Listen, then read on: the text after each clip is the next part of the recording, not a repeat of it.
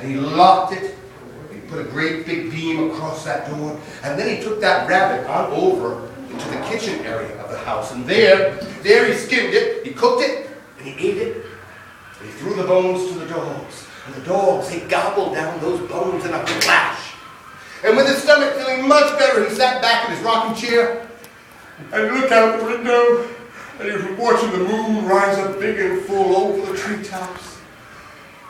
And after a while, he began to fall asleep. He was almost asleep in that rocking chair when suddenly,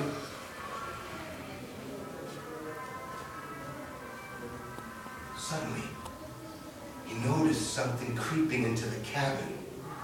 Something was creeping in through a crack in the wall. A crack between the logs of the wall and the stones of the fireplace.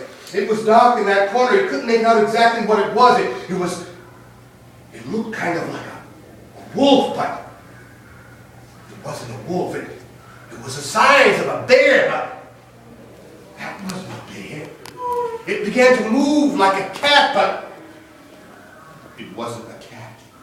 But what he could make out in the shadows was this long, bushy black tail.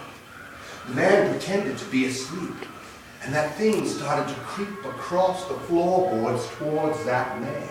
And as it crept forward, it made this sound.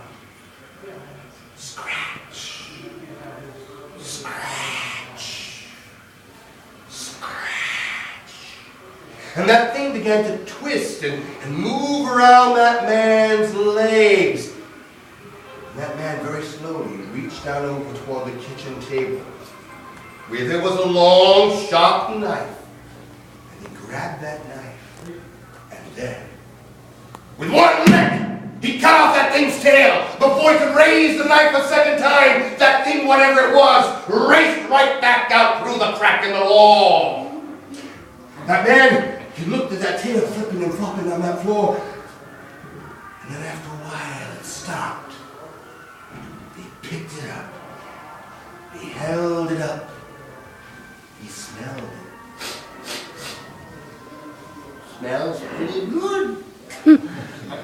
And being still hungry, he took that tail on over into the kitchen area of the house, and there he skinned that tail, he cooked it, and he ate it.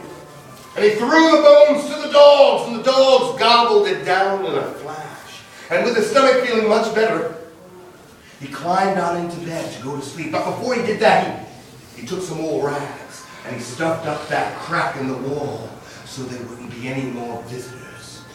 And he pulled up the quilt around his neck, put his head down on the pillow, and before long he was fast asleep. But he wasn't sleeping very long, because early on in the night, he was awakened by a sound just outside the cabin. It went like this. Scratch, scratch, scratch. The old man shot up in bed, crying out, "Who's there? Who's there outside my cabin? Who is there?" The man was answered by a most mysterious voice that said,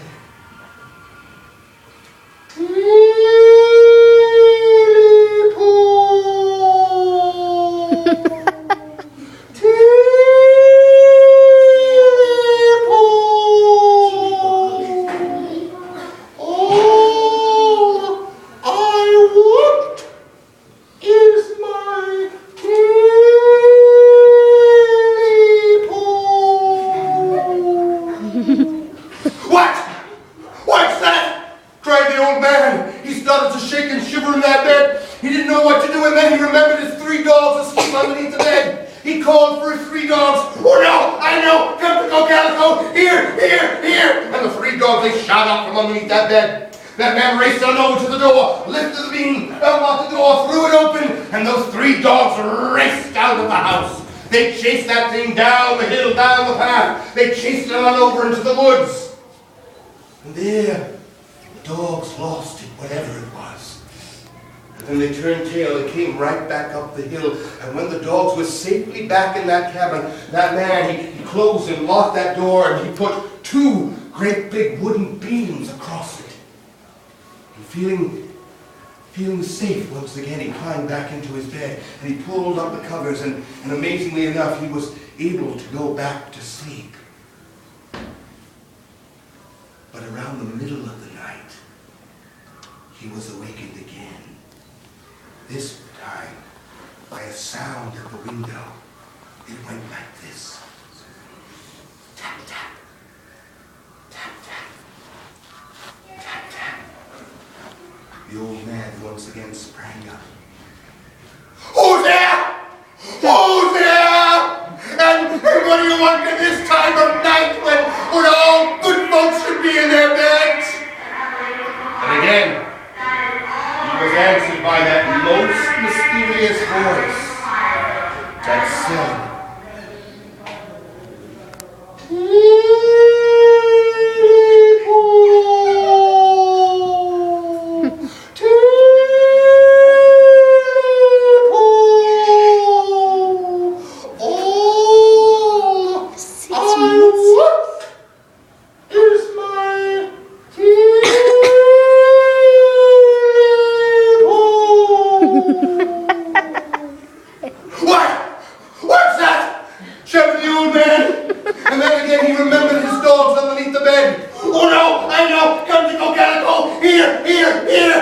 and again the 3 dogs sprang out from underneath that bed. The man raced to the door, unlocked it, lifted the 2 beams, threw open the door, and those dogs raced on out of the house. And they nearly caught up with that thing, whatever it was, at the front gate, and nearly tore the whole fence down trying to get at it.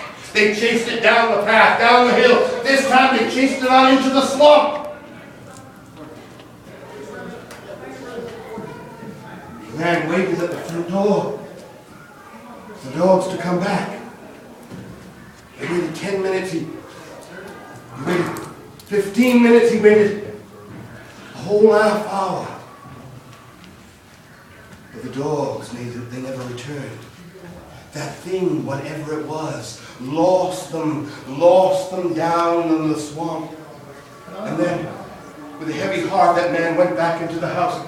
He closed that door and he locked it, and he put those 2 great big beams across that door, and then he raced around the house trying to find whatever he could, tables, chairs, boxes, and he piled them all up against that door.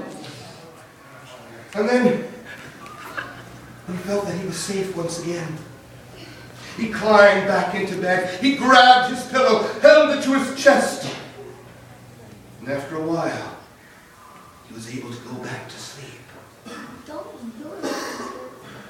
But late in the night, that man was awakened again. Oh, not by a sound.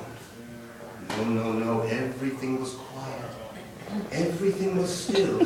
Instead, he was awakened by a feeling in the air. The kind of feeling that one gets when they think that someone or something else is in the room with them.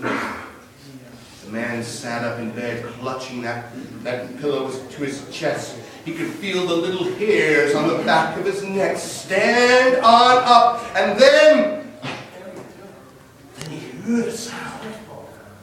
He did hear a sound. He heard a sound coming from inside the house. Something was in the kitchen area of the house. Something was rustling among the pots and the pans. That man started to shake and shiver. He wanted to cry out for help, but he couldn't find his voice. He was so frightened. And then he heard that sound coming across the room. It went like this. Scratch, scratch, scratch. And that man sat up in bed, and then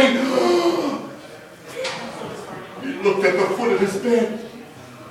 And rising up at the foot of the bed, he saw 2 long, pointed ears. Those ears were followed by 2 big, blazing yellow eyes. Those eyes were followed by a long, pointy, wet snout. And that thing didn't stop there. It started to crawl up the foot of the bed, crawl up the quilt, crawl up his legs, until it was nose to nose with that old man. Again, he wanted to scream out, but he couldn't find his voice. And then, finally, that thing said to the old man, "You know, and I know, that I'm here to get my killie pole." And then all at once, that old man, he found the courage to speak to that thing.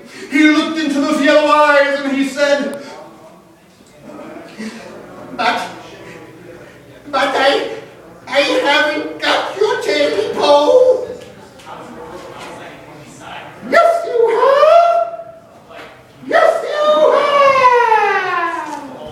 And that thing pointed one of its black claws right at the man's belly.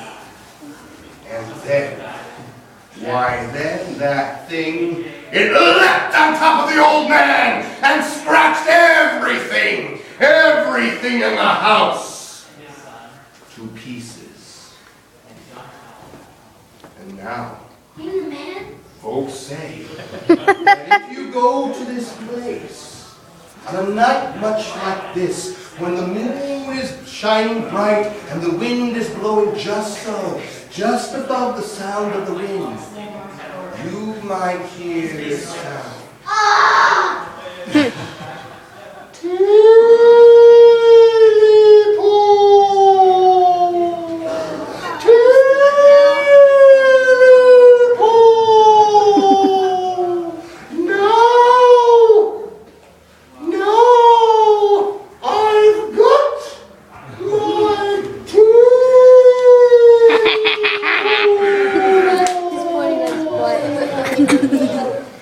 And that's